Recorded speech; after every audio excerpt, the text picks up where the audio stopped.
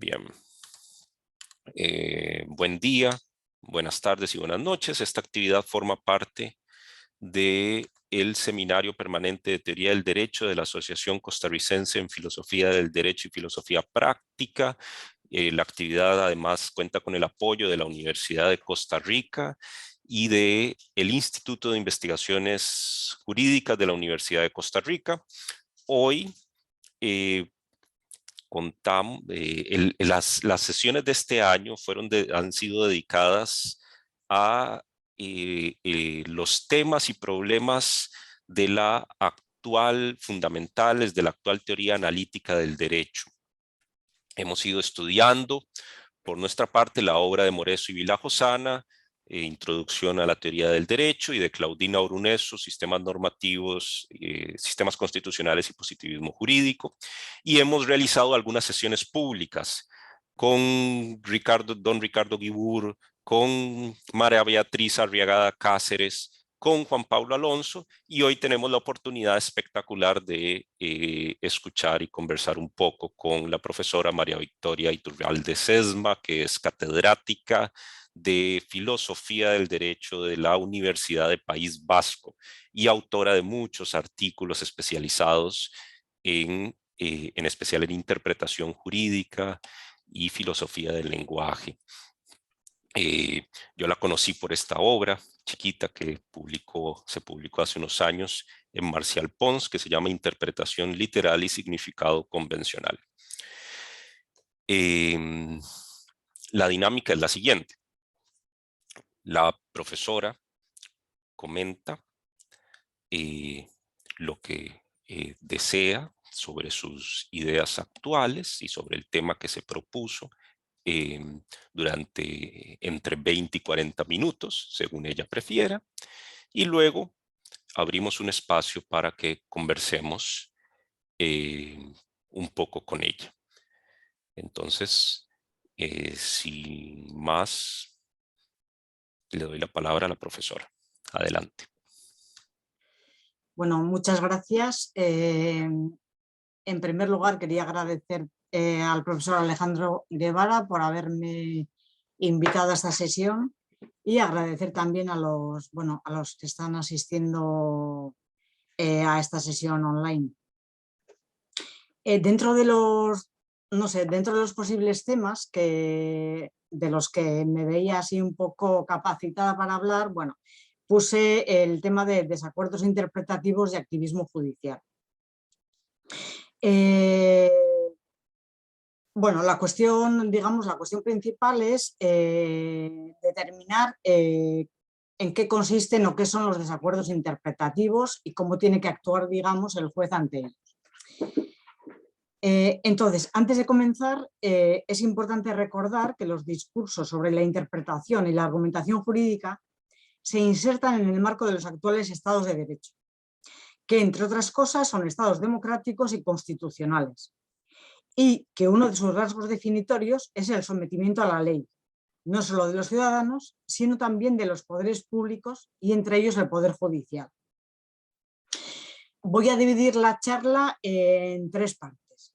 En primer lugar, voy a hablar brevemente acerca de los desacuerdos en derecho. Posteriormente hablaré sobre los desacuerdos interpretativos y por último analizaré brevemente los argumentos que se sostienen para defender lo que voy a llamar desacuerdos espurios. Bien, hablando de los desacuerdos en derecho, cuando se habla de esta cuestión se distingue, bueno, hay muchas clasificaciones, pero una clasificación que me parece muy adecuada es la de distinguir entre desacuerdos teóricos, desacuerdos interpretativos, desacuerdos decisorios y desacuerdos axiológicos. Los desacuerdos teóricos son aquellos que se derivan de mantener concepciones divergentes sobre las fuentes del derecho válidas. En palabras de Dworkin, un desacuerdo teórico tiene lugar cuando dos o más jueces desacuerdan acerca de qué cuenta y cómo identificamos las bases del derecho. Los desacuerdos interpretativos son aquellos en los que los operadores jurídicos mantienen opiniones divergentes acerca de la ascripción de significado a los enunciados jurídicos. Los desacuerdos decisorios son desacuerdos relativos a la resolución de un caso individual. Y por último, los desacuerdos axiológicos se refieren a concepciones divergentes acerca de la existencia y o el contenido de los valores. Decir simplemente que no se trata, ¿se escucha bien? Que no se trata de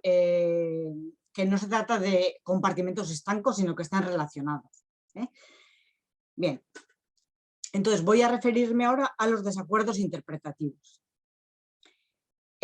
La importancia del tema de los desacuerdos interpretativos la expresa un profesor italiano, el profesor Barberis, cuando dice lo siguiente.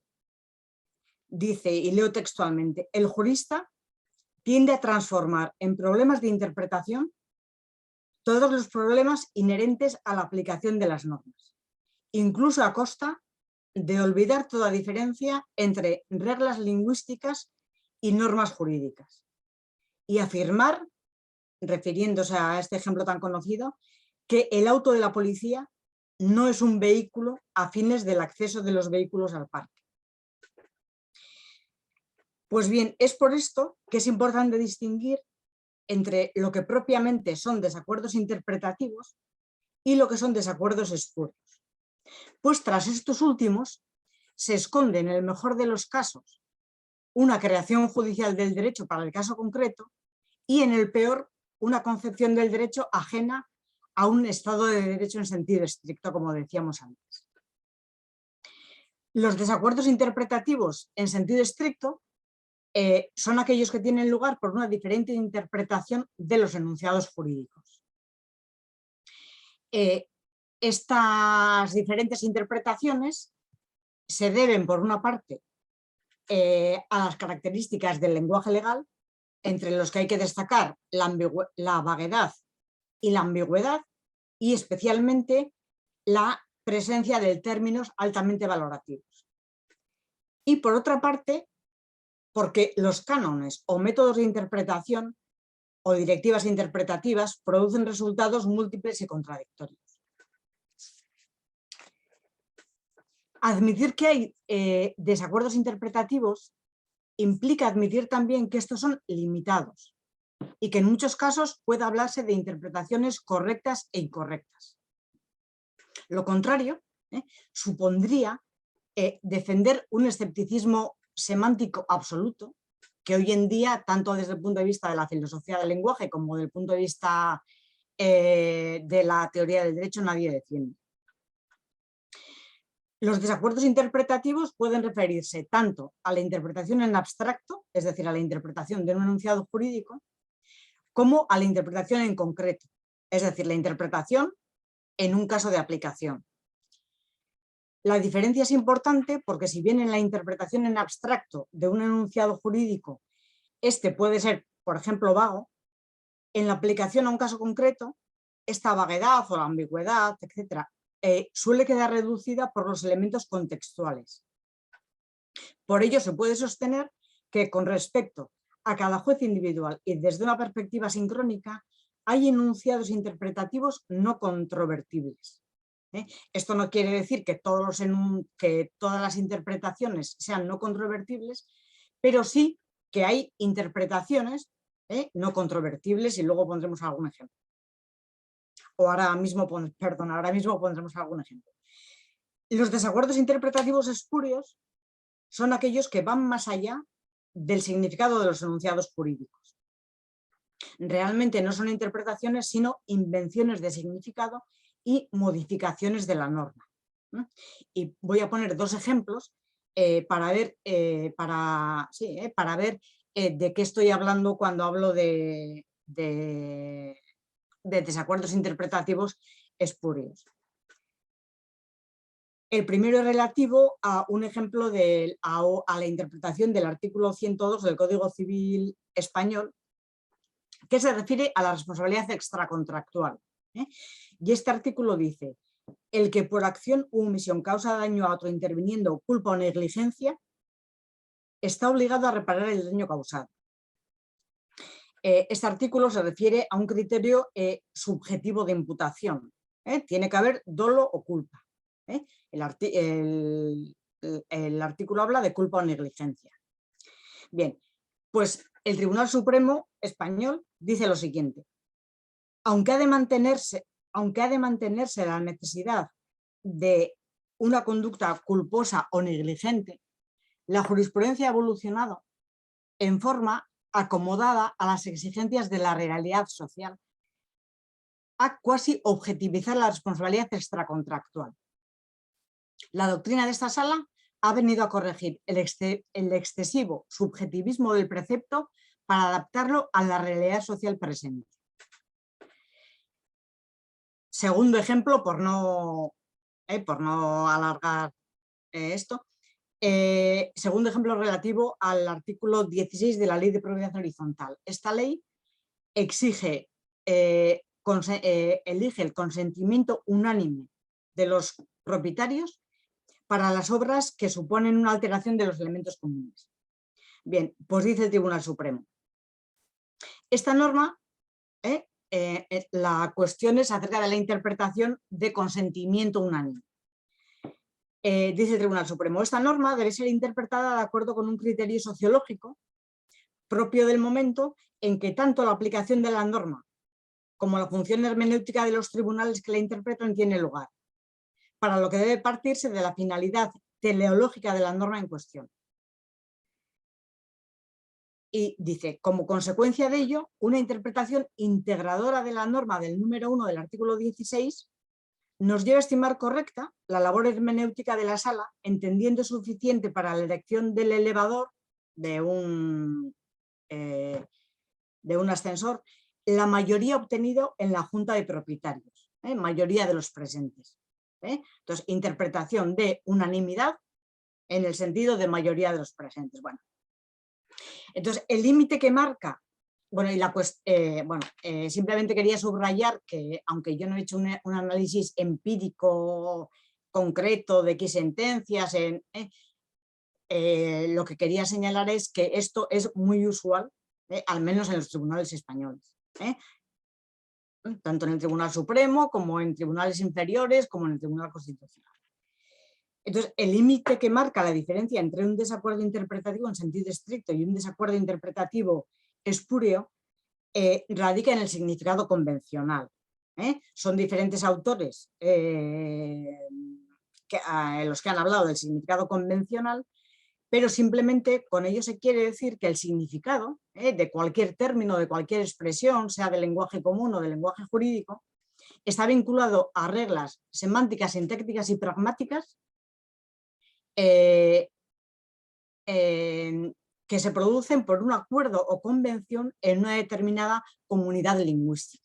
En nuestro caso, esa comunidad lingüística sería la comunidad de los juristas. También quiero decir, porque muchas veces se suele confundir, que el significado convencional no es equivalente o no tiene nada que ver con el significado de los términos en el lenguaje común.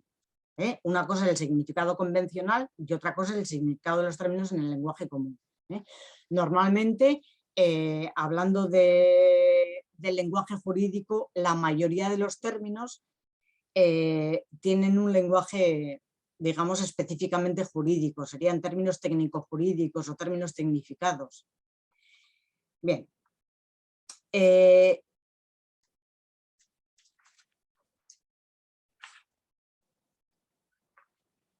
Como he dicho antes, la tercera parte la voy a dedicar a analizar o a hacer hacer un resumen de los argumentos que se utilizan para justificar los desacuerdos espurios. En primer lugar, la utilización de argumentos como el espíritu de la ley o la realidad social, la interpretación integradora, cuando conllevan ir más allá de lo que los enunciados jurídicos establecen. Es decir, lo que no quiero decir que siempre que se hace referencia a estos criterios se trate de un desacuerdo espurio, pero muchas veces, o muchas de las veces, por ejemplo, cuando se utiliza el espíritu de la ley, me atrevería a decir que siempre es un desacuerdo de este tipo. Y ya cuando se utilizan, por ejemplo, cuando se habla de interpretación integradora también. Luego hay otros criterios, la realidad social o la finalidad de la ley, pues que se pueden utilizar de diferente manera, pero muchas veces se utilizan con esta finalidad de ir más allá de la interpretación. En el ejemplo que hemos visto se habla de en relación con el ascenso, se habla de la realidad social. Para interpretar consentimiento unánime, yo no entiendo, la verdad, qué tiene que ver la realidad social. Por ejemplo, la ley de la libertad religiosa española dice que el Estado puede establecer acuerdos o convenios de cooperación con las iglesias que por su número de creyentes tengan notorio arraigo en España.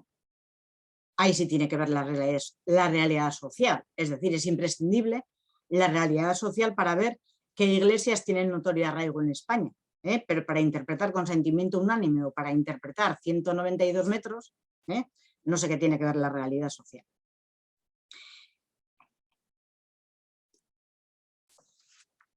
Un segundo argumento es decir que estamos ante un caso difícil. Bueno, aquí, bueno, como somos la mayoría de los que estamos, creo que la mayoría de los que estamos aquí somos, o bueno, tenemos esta tendencia analítica, pues podríamos hacer también, podríamos ver las diferentes acepciones de que es un caso difícil. Bien, la profesora Iglesias Villa tiene, bueno, pues ha hecho una enumeración. Entonces, no me refiero a los casos, por ejemplo, normativamente difíciles. Hay casos que digamos que carecen de una respuesta jurídica clara, o ella habla también de casos epistémicamente difíciles, dice que son casos que requieren un esfuerzo intelectual, casos pragmáticamente difíciles, casos fácticamente difíciles, cuando hay problemas de prueba, pero yo cuando hablo de la presencia de casos difíciles me refiero a lo que ella llama, casos moralmente difíciles. Aquellos casos en los que la respuesta prevista por el derecho conlleva resultados injustos. Es decir, casos cuya respuesta por el ordenamiento jurídico no tiene una justificación moral. Bien, este sería un segundo argumento para apoyar, digamos, para apoyar o para argumentar los desacuerdos interpretativos espurios.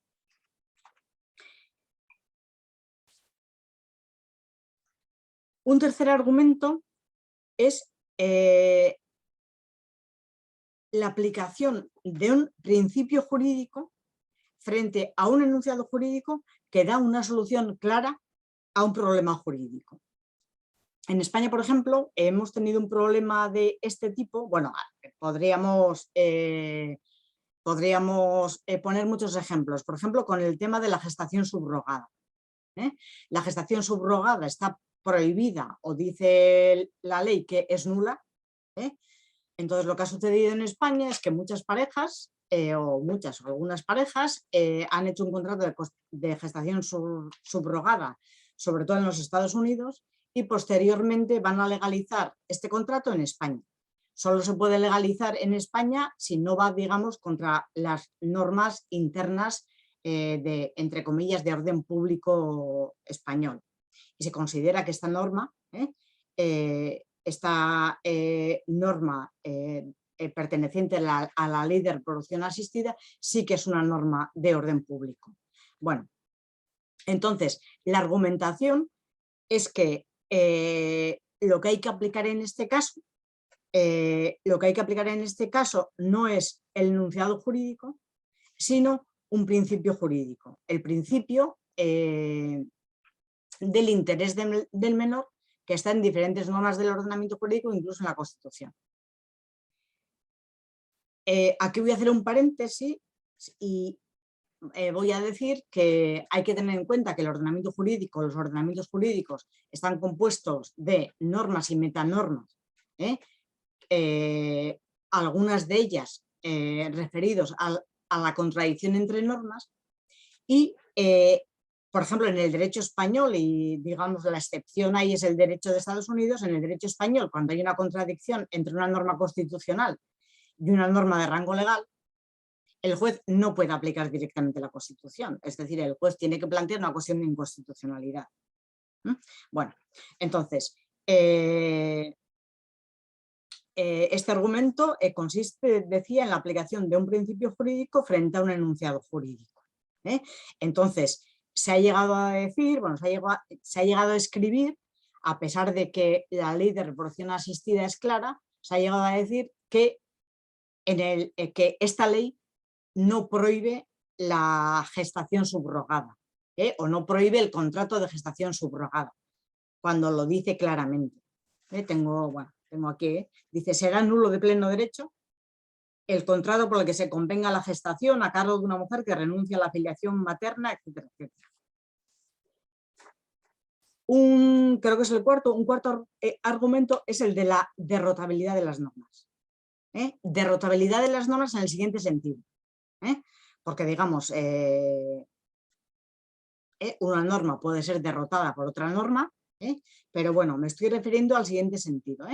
Cuando se dice que una norma derrotable es una norma sujeta a excepciones implícitas que no pueden ser enumeradas de antemano, de manera que no es posible precisar por anticipado las circunstancias que operan como condiciones necesarias y suficientes para aplicar la norma. Es imposible porque se trata de excepciones implícitas.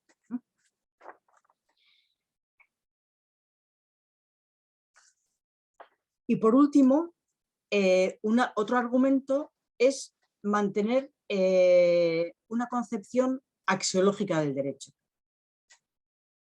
El profesor García Amado distingue entre tres concepciones del derecho: concepción lingüística, intencionalista y material o axiológica.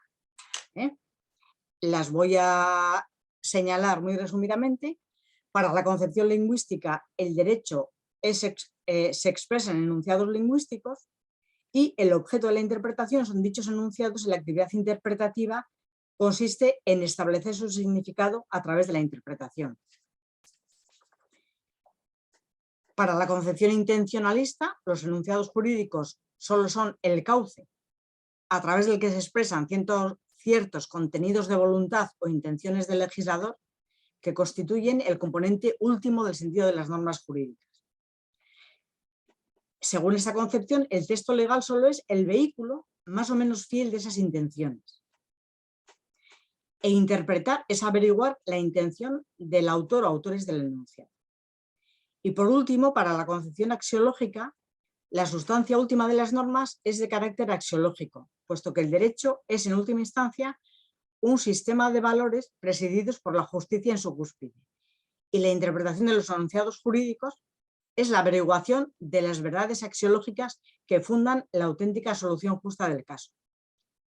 Desde esta concepción, el juez, más el servidor de la ley, lo es de la justicia, y su obligación de respeto a la ley, incluso en lo que ésta pueda tener de clara, acaba allí donde detecte una discrepancia entre lo que la ley lingüísticamente expresa y cualquier hablante competente puede entender, y lo que sean las verdaderas exigencias de la justicia. Pues bien, la crítica al primero de los argumentos es relativamente sencilla, es decir, se trata de argumentos que lo que hacen no son argumentos interpretativos, sino son argumentos para, digamos, ocultar el verdadero o el significado de la norma. Es decir, ningún juez dice que se salta la ley y aplica lo que considera justo, sino que utiliza argumentos como la interpretación integradora, el espíritu de la ley, etcétera, etcétera. Respecto del último argumento, yo creo que la concepción axiológica del derecho, sin entrar en mayores disquisiciones, va en contra de un Estado, como hemos dicho antes, de un Estado democrático de derecho, Y creo que también los tres casos, los tres supuestos o los tres argumentos que he señalado, también son argumentos que van en contra de lo que es un Estado democrático de derecho, por lo que he dicho antes. Pero concretamente, en relación con estos tres casos, hay que decir, por una parte, en los tres casos, digamos, late, aunque se exprese con palabras diferentes y con argumentos y con teorías diferentes, late la idea de que la norma va en contra de la solución justa.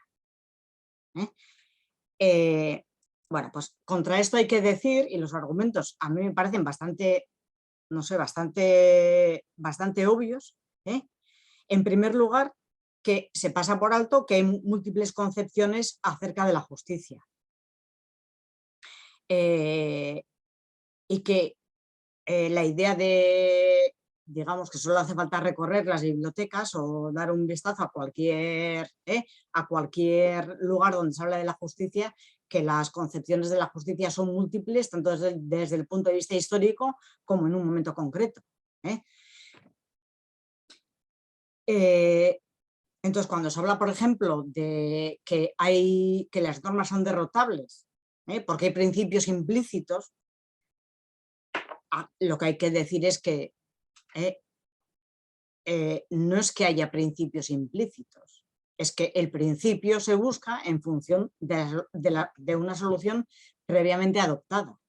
E incluso con los principios implícitos hay tantos principios en la Constitución, en las diferentes leyes, que siempre puede uno buscar el principio que más se adecue a lo que es la solución que él considera justa o correcta. Entonces, digo que en relación con esto hay que tener en cuenta dos cosas. Por una parte, que la dimensión institucional del derecho implica que las normas emanadas por una autoridad legítima constituyen una restricción a priori a la discusión acerca del contenido de las normas, en palabras de Raz, en terminología de Raz y de las razones para la acción, hay que decir que la razón para actuar por parte del juez no descansa en el valor intrínseco de la clase de acción, sino en que se ha generado en virtud de haberse ejecutado ciertos actos ilocucionarios que finalizan en la publicación de la ley, en el marco de determinadas prácticas o instituciones sociales, en este caso del derecho.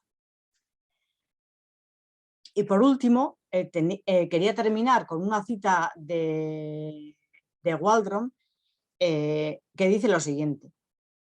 Dice que una función del derecho es construir, dice que el derecho existe porque en la sociedad hay desacuerdos y que una función del derecho es construir esquemas comunes y organizar la acción colectiva precisamente en circunstancias de desacuerdo. Y dice literalmente, es normal que el derecho tenga pretensiones que choquen con el sentido de la justicia de algunos o de muchos de aquellos que se encuentran bajo su autoridad. La promulgación de una ley pone de manifiesto la existencia de una concepción acerca de su justicia, moralidad o deseabilidad que es diferente de la propia. Y dice, algunos tienen que haber estado a favor de la ley o haber pensado que era una buena idea. Bueno, pues nada más y muchas gracias.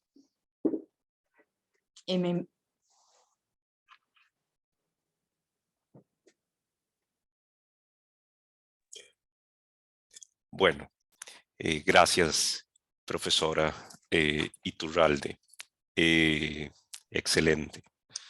Clarísimo, además, todo.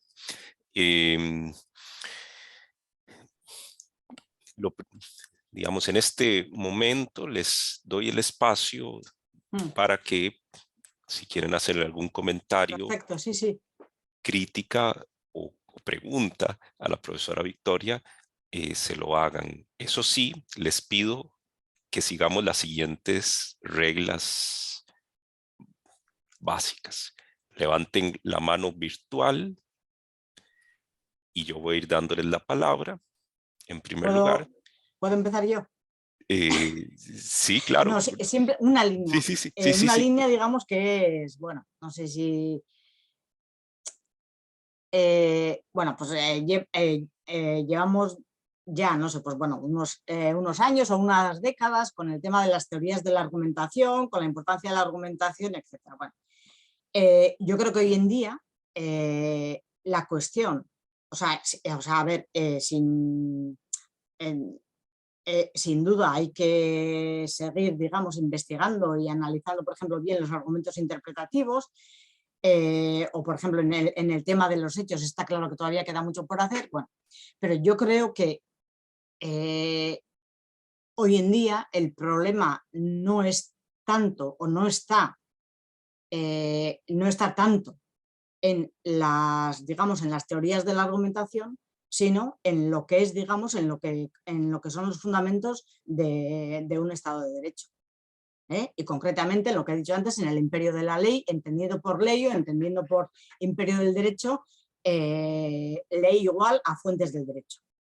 Para no hacer esta distinción que seguro que se me va a hacer entre la diferencia entre ley y derecho. Si entendemos ley como que es el derecho, lo establecen las fuentes del derecho. Entonces yo creo que no es tanto eso, sino bueno, pues recordando el libro de Dworkin, yo volvería a esto de los derechos o el derecho en serio. Bien, sí, de acuerdo, por cierto, de acuerdo. Eh, estamos muy de acuerdo en muchos puntos, pero bueno, bueno. Sí, me imagino que habrá Sí, discrepancias. no, y no quiero yo acaparar de ninguna forma el espacio. Entonces, levantamos la mano y en segundo lugar, síntesis, ¿verdad? Siempre es una buena máxima para la participación en estos espacios. Entonces, doy la palabra, no sé, María Victoria, ¿preferís que vayamos uno por uno o te parece si doy la palabra a 3 personas seguidas y que Sí, hagan su... igual, sí, hacer eso, sí, más Bueno, no. entonces vamos, sin más no, entonces. Sebastián, Federico y Jimmy, en ese orden, por favor. Bueno, saludos, estimada doctora Victoria, desde Honduras. Un placer escucharle. Aquí todavía es buenos días, así que me animo a decir buenos días desde acá. Yo quisiera plantear 2 cuestiones. En realidad, primero agradecer su conferencia, me pareció maravillosa y la agradezco profundamente. Como, al igual que dijo Alejandro, creo que estoy de acuerdo con todo. Quizás lo que me gustaría es, si usted podría brindarme algún argumento que combata esto que encontré. Porque usted en un momento planteó que los principios, o sea, que cuando un intérprete o cuando alguien un decisor, en definitiva, ¿verdad?, va a cerrar una sentencia, un caso, y lo plantea desde un punto de vista de los principios, principialistas, bueno, en realidad usted, según le entendí, si entendí mal, pues me corrige, abrió una decisión previa y que luego, en definitiva, luego argumentará por vía de los principios utilizando esas estrategias, ¿verdad?, argumentativas, ¿no? Pero a mí siempre tengo la impresión cuando escucho esta línea de argumentación, ¿verdad?, que me parece que algo similar podría decirse, digamos, de aquellos casos donde se está razonando por vía de reglas, ¿verdad?, pero que igual caben un número bastante importante de posibles interpretaciones válidas y parecía que se puede aplicar la misma objeción, ¿no?, aquella según la cual, bueno, cuando yo tengo este número amplio, digamos, de posibles interpretaciones, a pesar de que es una regla, ¿verdad?, y no es un principio constitucional ni ningún tipo de estos enunciados altamente valorativos, no podría decirse también lo mismo que sobre ellos, pues la decisión viene por una decisión previa que se ha hecho, digamos, en la mente del juez, ¿no? Entonces yo quisiera saber si esta analogía cabe, si cabe, cómo se puede refutar, o si no cabe, pues bueno, ¿por qué no cabría? Y bueno, no sé, me gustaría saber qué piensas sobre estos pareceres. Y lo último, ya cerrando, es que eché un poco de menos en su conferencia una mayor conexión con el tema del activismo judicial, porque no logré captar su posición, si desde su punto de vista, desde su punto de mira, definitivamente el tema del activismo judicial pues no tendría cabida en el sistema democrático actual, según como lo entendemos, o si lo tiene, es con algún matiz. Digamos que esa parte me quedé un poco así en duda porque no me parece que sea expresado de forma explícita, ¿no? Por lo demás, le agradezco muchísimo, estimado doctor, ha sido un honor y bueno, estaré atento a sus respuestas. Fede. Gracias, Alejandro, y gracias, profesor Iturralde. Muy buena la exposición. Yo tenía un comentario o dos comentarios breves. El primero es que creo que tiene razón. Creo que tiene razón de que muchas veces los tribunales o los juristas confunden posturas normativas acerca de la obediencia del derecho con cuestiones interpretativas. Incluso creo, y aprovecho para preguntarle, no, incluso lo veo en filósofos del derecho. Me parece que Hart, al menos siempre que vuelvo sobre el capítulo 7 de Hart, me parece que también está esa ambivalencia entre la cuestión semántica y la cuestión normativa, ¿no? Que al final no estamos discutiendo sobre qué significa vehículo, sino si obedecemos el derecho o no. Bueno, eso preguntarle si usted tiene esa misma impresión. Y lo otro que quería comentarle es, yo estoy de acuerdo con lo que dijo Sebastián también. La cuestión de si decidió antes, si estamos hablando de interpretación, bueno, mucha relevancia esa cuestión psicológica no parece tener. Ahora bien, yo no estoy seguro que siempre haya muchos principios, por ejemplo, en el caso de la derrotabilidad, principios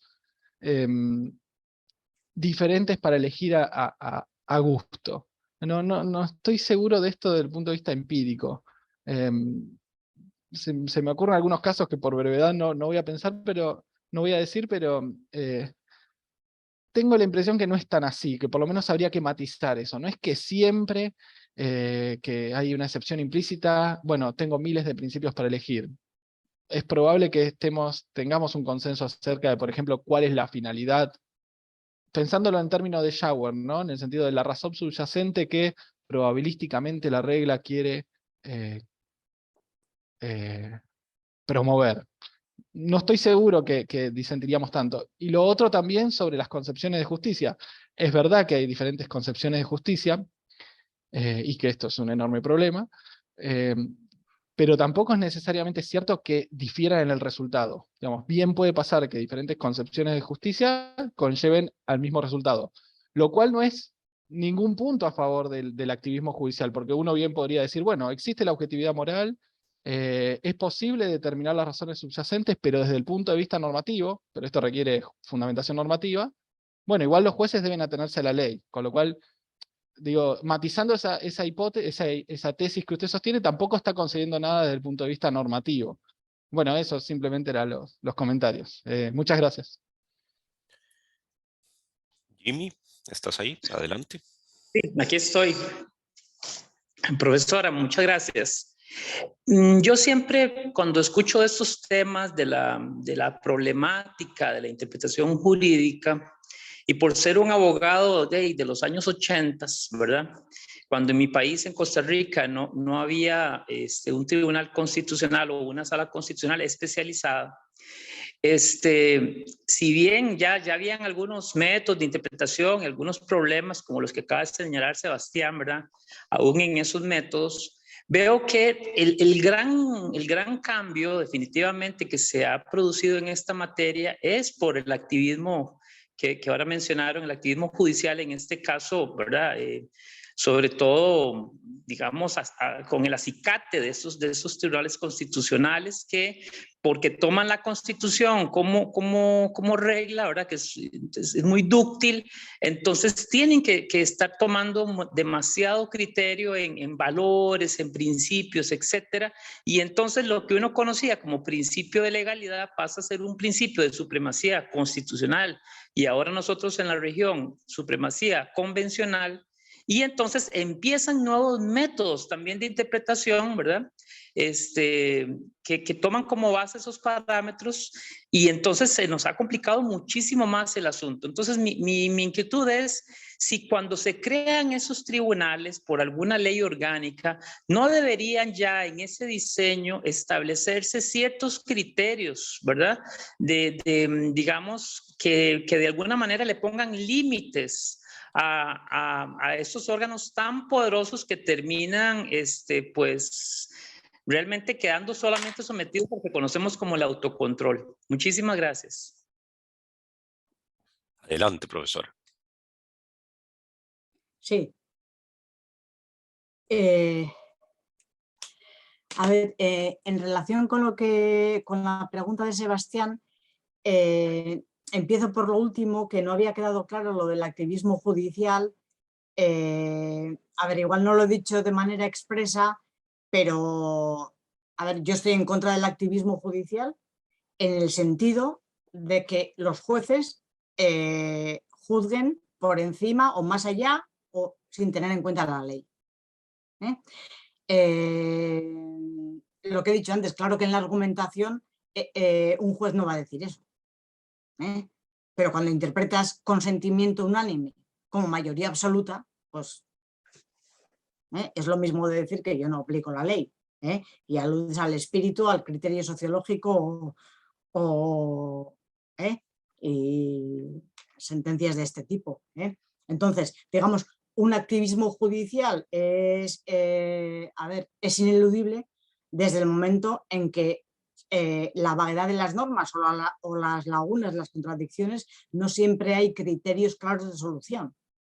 Entonces, el activismo judicial, pues como decía Kelsen, en el margen de elección, los jueces tienen que decidir. Pero la cuestión está lo que está dentro del margen de elección y lo que queda fuera. Entonces, en lo que queda fuera, yo me estoy refiriendo también, por lo que voy a decir luego, digamos, a los jueces ordinarios. Bueno, entonces,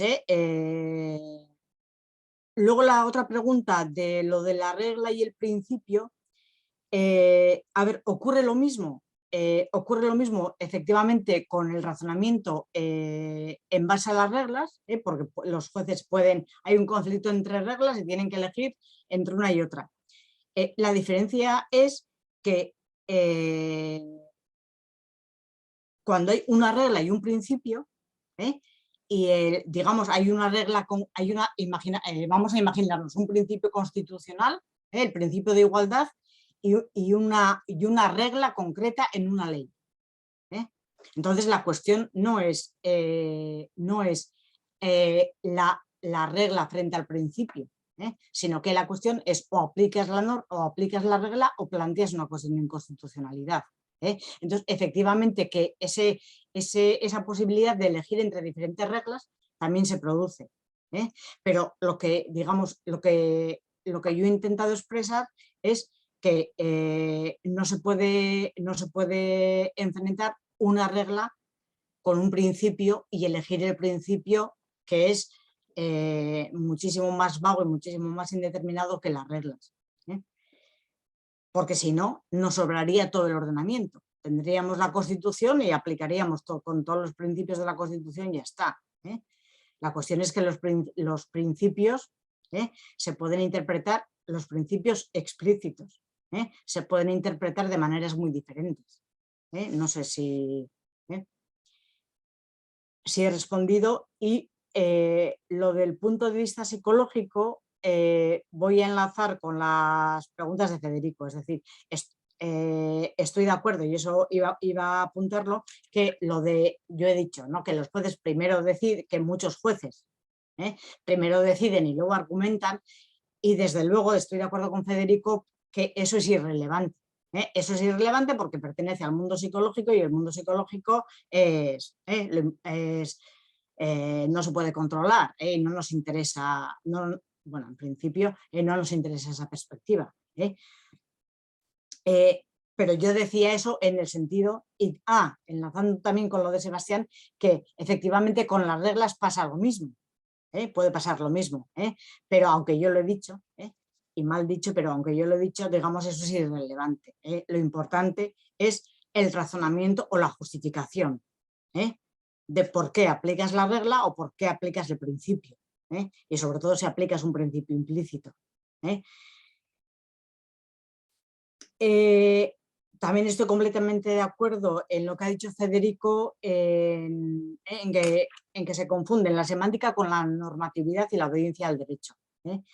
Yo no concibo un ordenamiento jurídico de nuestro área cultural en el que le esté permitido al juez no obedecer al derecho. Yo creo que es una contradicción en sus términos. En España lo único que existe a este respecto es que cuando, creo que solo de lo penal, no estoy muy segura, bueno, que cuando un juez cree que una norma es injusta o que la aplicación al caso concreto es injusta, puede elevar, bueno, pues algo así como una petición al, no sé exactamente a qué órgano es, pero digamos eso viene después de la aplicación de la aplicación de la norma, o de la aplicación de la resolución del caso. Si al juez le ha parecido que una pena de 10 años es excesiva para X acción, entonces el juez puede hacer eso, pero yo creo que es una contradicción en sus términos permitir algo así como la objeción de conciencia de los jueces. También estoy de acuerdo en lo que ha dicho, que yo he dicho que hay muchos principios. Más que haya muchos principios en el ordenamiento entre los que elegir, lo que habría es, digamos, un principio al que recurrir en caso de que el juez considere que la solución que da la regla es injusta. El juez siempre va a encontrar o el principio de igualdad o el principio de la Constitución española, por ejemplo, se protege la propiedad privada en un artículo y luego en otro artículo se habla de la función social de la propiedad. Entonces, bueno, pues siempre puedes acudir al artículo, a un artículo o a otro para justificar. No es tanto que haya muchos principios para un caso concreto, sino que siempre se puede encontrar un principio para justificar un caso cuando va en contra de la regla. Y luego no he entendido lo de, yo he hablado de que, digamos, es una obviedad, que hay muchas concepciones de la justicia, pero no he entendido exactamente, Federico, qué querías decir. Lo de la postura no cognoscitivista, bueno, yo creo que por lo que deberían empezar aquellos juristas o aquellos teóricos del derecho que defienden una concepción cognoscitivista de los valores, es, digamos, mostrarnos cómo se llega a esa verdad, a esa verdad acerca de la justicia o de la justicia en general o lo de la justicia en el caso concreto. ¿Por qué? Porque de lo contrario estarían utilizando un lenguaje privado. Otra cosa que es una contradicción en sus términos, el lenguaje por definición es público. Si solo el juez o solo el jurista o el filósofo conoce cuál es la justicia, eso, digamos, entonces digamos que el discurso, digamos, de los teóricos del derecho que optan por una concepción cognoscitivista de los valores, yo creo que es donde termina el discurso, es donde debería empezar. ¿Cómo se llega a eso? Por otra parte, resulta contradictorio que los mismos autores que hablan de la vaguedad, de la ambigüedad, pero sobre todo hablan de la vaguedad del lenguaje, y luego, cuando el lenguaje es muchísimo más indeterminado, entonces resulta que sostiene una concepción cognoscitivista. Para los términos en general, también debería haber una solución correcta.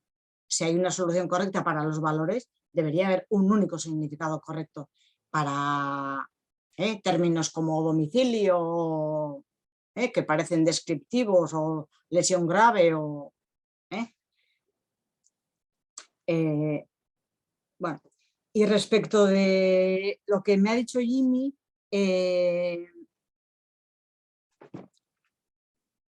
si supiera responder a eso,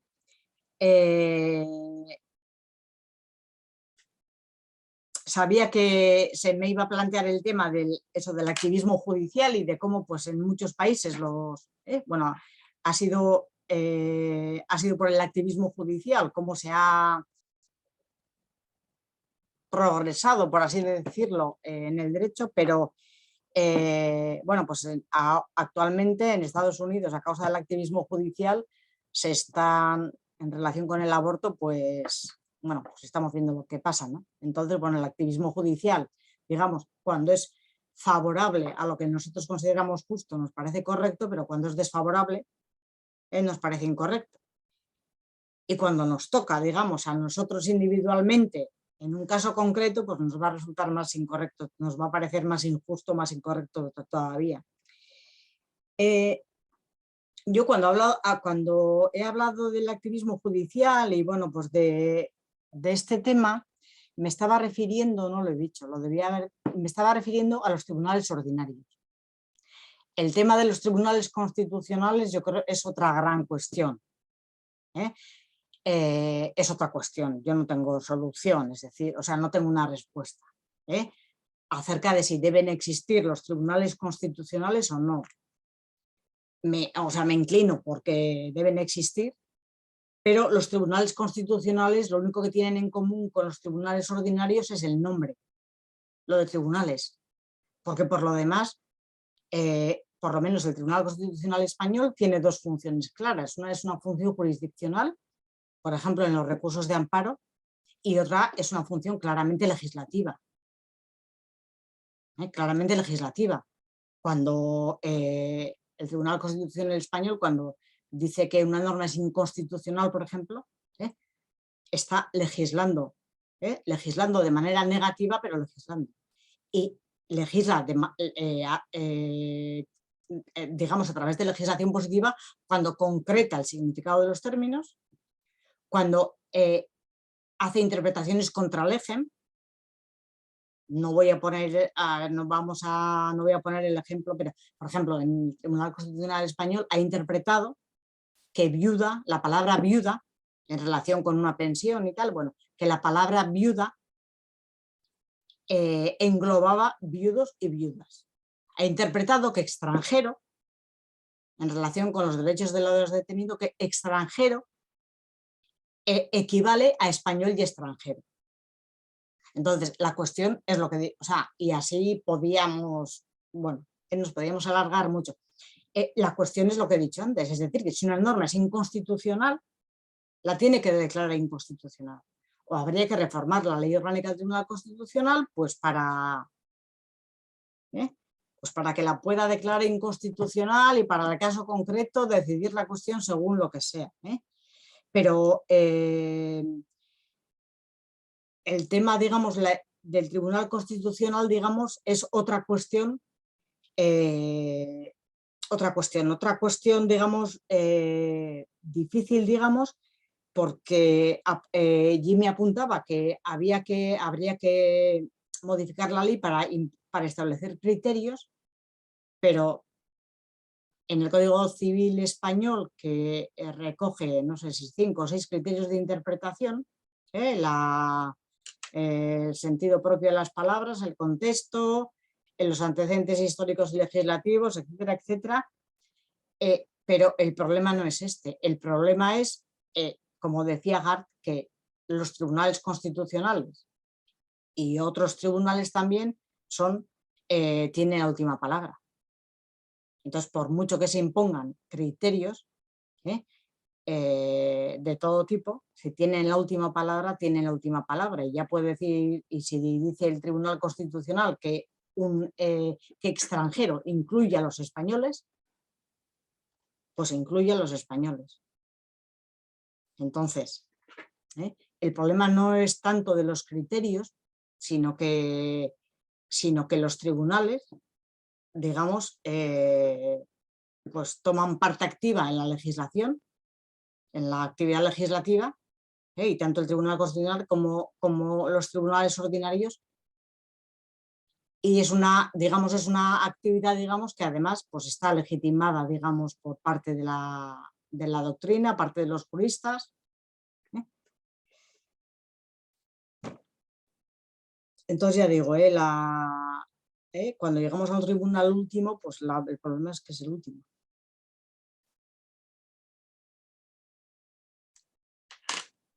No sé, Bien. a ver, hay más. Bien, ¿alguien más?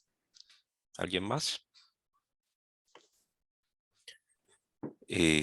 Bueno, yo voy a hacer una consulta sobre esto último que me interesa demasiado.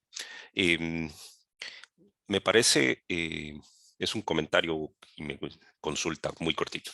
Me parece que es efectivamente inevitable que una vez introducida la idea institucional de tribunal constitucional, aceptemos que el tribunal mismo va a variar el contenido del derecho, digamos, en su propia actividad. Esto aún en su versión más kelseniana imaginable, ¿verdad? O sea, el tribunal que se hubiera imaginado Kelsen y que a lo mejor él ejercitó, hace esto y él lo aceptaba, obviamente.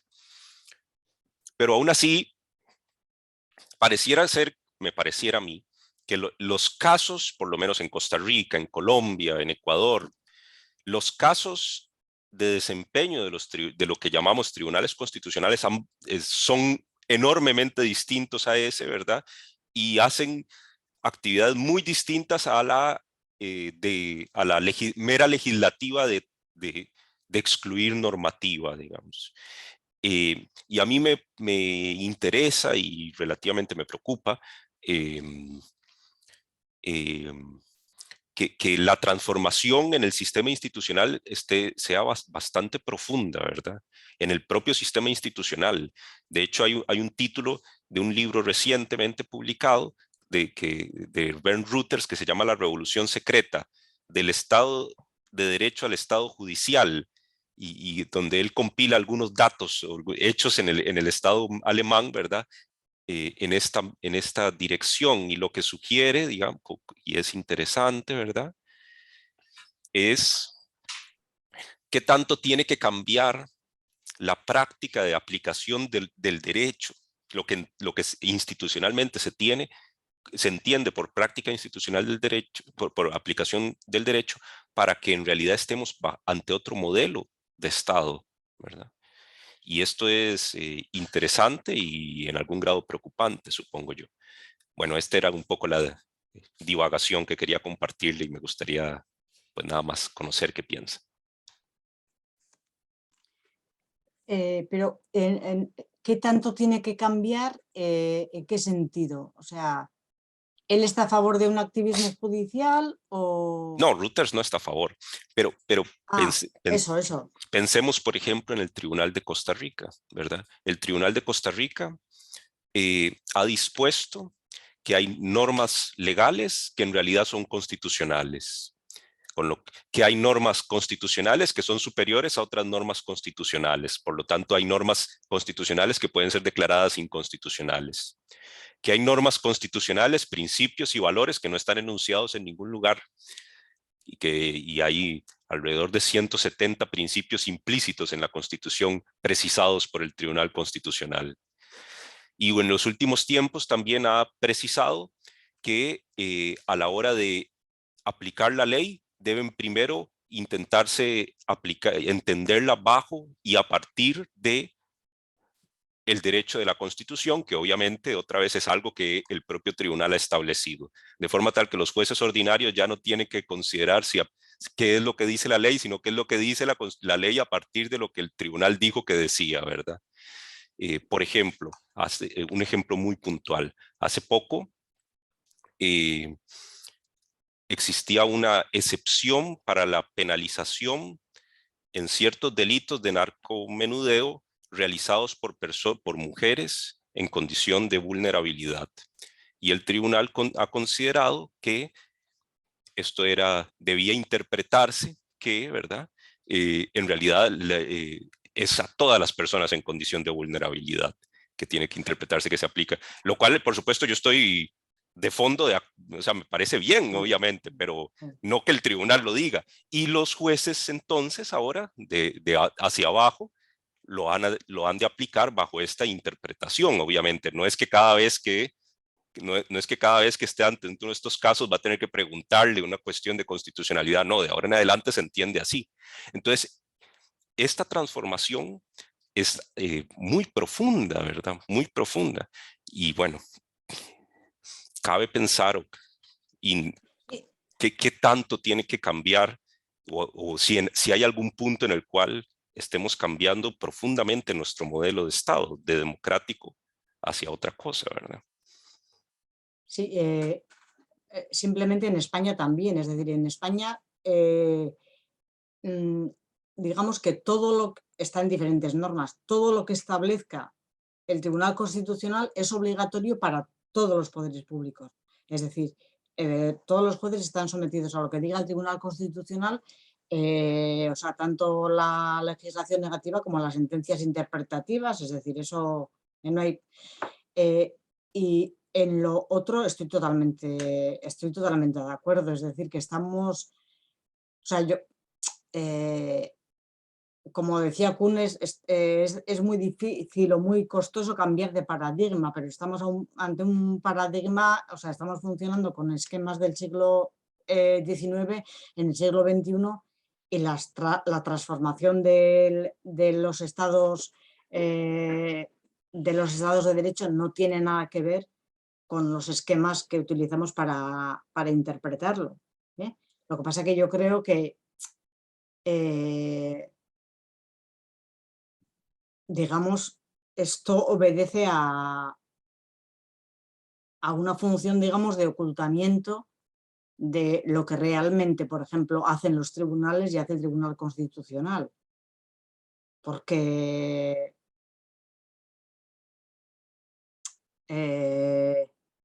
cuando se le pregunta a alguien, a cualquier profesor de la facultad, por ejemplo, si el Tribunal Constitucional, cuando declara una ley inconstitucional, por ejemplo, si esa sentencia es declarativa de una inconstitucionalidad que ya estaba de antes, o si, digamos, la ley es inconstitucional porque lo dice el Tribunal Constitucional, que tiene que ver con el efecto retroactivo, ¿no? Digamos, aquí todos te dirán, no, que la ley era inconstitucional desde el principio. Y la ley es inconstitucional porque lo dice el Tribunal Constitucional, que lo dirá con buenas razones o con malas razones. Pero cuando lo dice, vamos a suponer, con malas razones, o con razones equivocadas, o con argumentos erróneos, está claro que la ley es inconstitucional porque lo dice el Tribunal Constitucional con esos miembros en ese momento. No era inconstitucional desde... ¿no? Entonces, digamos que sigue habiendo una concepción de que el juez descubre el significado de la ley que tenía desde siempre. Yo creo que sigue existiendo esa concepción en los juristas. Y bueno, entonces si los tribunales aplican el derecho y no hacen otra cosa que aplicarlo, y el Tribunal Constitucional tampoco hace otra cosa que interpretar en sentido estricto la Constitución, bueno, no hay por qué... Pero yo creo que alguien, aparte de Reuters y nosotros, se habrá dado cuenta de esto, ¿no? Entonces, no sé. Bien, bien, bien. José Ramón, adelante, por favor. Buenas tardes, ya. Saludos a la profesora. Gracias por la conferencia. Excelente.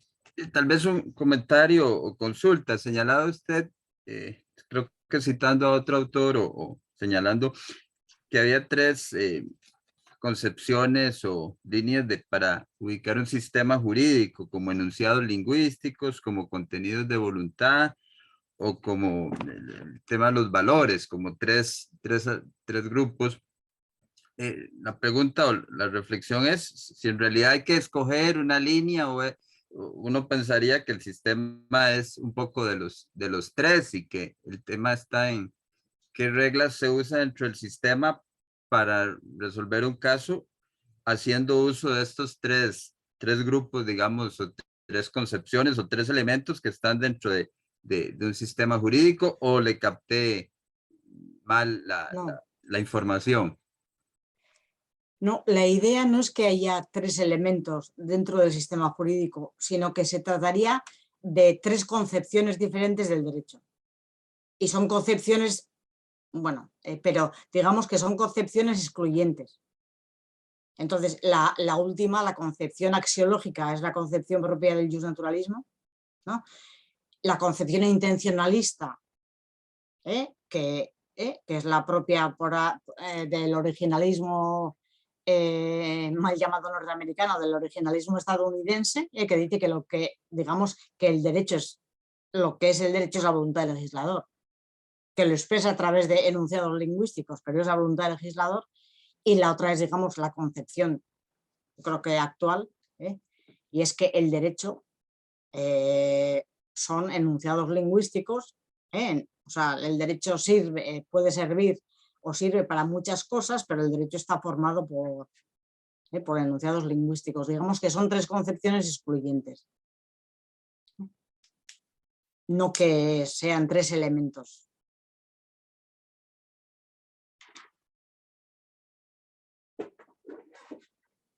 Bien, ¿qué más? ¿Alguien más?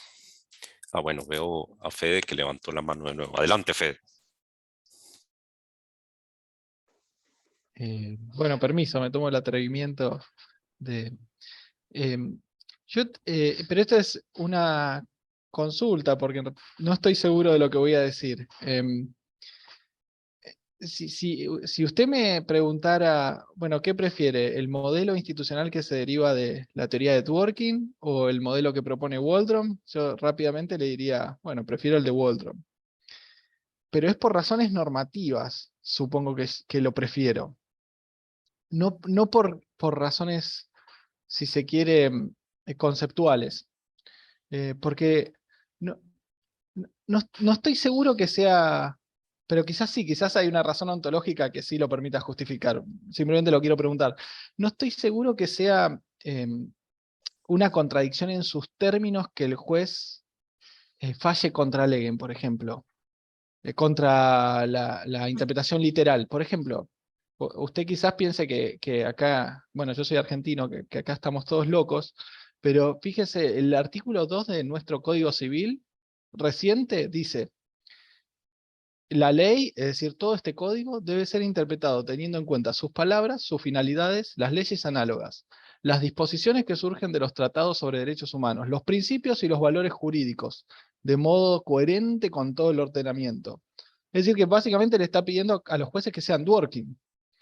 Entonces, me da la sensación que es contingente que los jueces tengan que seguir el modelo, por ejemplo, de Waldron. No hay una razón ni empírica ni se quiere conceptual, sino que creo a priori, quizás haya una razón más profunda, que no la sé. Pero entiendo que la cuestión es normativa, y bueno, la justificación tiene que ser normativa. Entonces, esa es mi inquietud, mi duda. Bueno. El artículo 3 del Código Civil Español habla del sentido propio de las palabras, tal, y luego dice, atendiendo fundamentalmente al espíritu y finalidad de las normas, ¿vale? Yo a eso tengo la misma respuesta que lo del Código Civil que has mencionado, y es que estoy segura que en la Constitución argentina pone algo así como que todos estamos sometidos a las leyes, ¿no? Entonces, eso por una parte. Entonces, digamos que ese principio constitucional del principio de legalidad está por encima de lo que pueda decir el Código Civil. Esa sería, digamos, mi respuesta estrictamente normativa. Sí, es verdad que el Código Civil, que sí, según eso, pues sí, pues sería un Código Civil a lo Dworkin. Pero eso, yo creo que por encima de eso estaría la Constitución y, digamos, los fundamentos de un Estado de Derecho. O sea, es que yo, digamos, la justificación sería más en términos políticos que en términos, digamos, estrictamente jurídicos. Es decir, y es un Estado democrático de derecho, un Estado, o sea, valga la redundancia, los estados actuales son estados democráticos constitucionales. Vale. Entonces, muchas de las características que se han proclamado siempre acerca de los, digamos, no se sostienen. El principio de división de poderes no se sostienen, pero el principio de legalidad, el principio de sometimiento de todos a las leyes, yo creo que eso es no sé. Y por eso he dicho también lo de que es una contradicción en sus términos la desobediencia por parte de los jueces. Entonces, digamos que la respuesta es política, no jurídica. O sea, no... Que si no estaríamos en otro estado. O igual estamos en otro. Ya.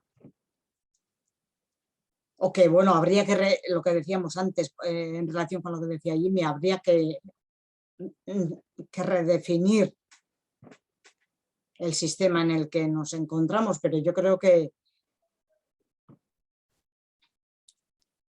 al final se trata de, bueno, de si descubrimos lo que hay o si nos queremos seguir engañando y así las cosas pues parece que funcionan mejor, ¿no? Bien. ¿Alguna otra persona? Jairo, ¿tenés algo? ¿No? Bueno, siendo así, yo le agradezco a la profesora Iturralde Cedma. Podemos dejar el encuentro por acá. Creo que, bueno, personalmente me pareció muy interesante, muy interesante. Además de que creo que estoy de acuerdo con muchísimas de las cosas que le he entendido. Y me alegra mucho que tengamos o que tuviéramos la posibilidad de escucharla e intercambiar algunos comentarios con usted desde, bueno, en el contexto de Costa Rica e incluso de Centroamérica y algunos latinoamericanos más. Entonces, bueno, le agradezco mucho y no sé si le gustaría decir algo antes de que concluyamos. Bueno, pues nada, que muchas gracias a todos. Deciros que las preguntas me han parecido muy interesantes y nada, que he aprendido yo también con vosotros. Muchas gracias a todos. Bueno, muchas gracias. Buenas tardes. Vale. Buenas tardes. Buenas Nos vemos. tardes. Hasta luego. Buenas tardes, hasta luego. Gracias. Gracias. Gracias.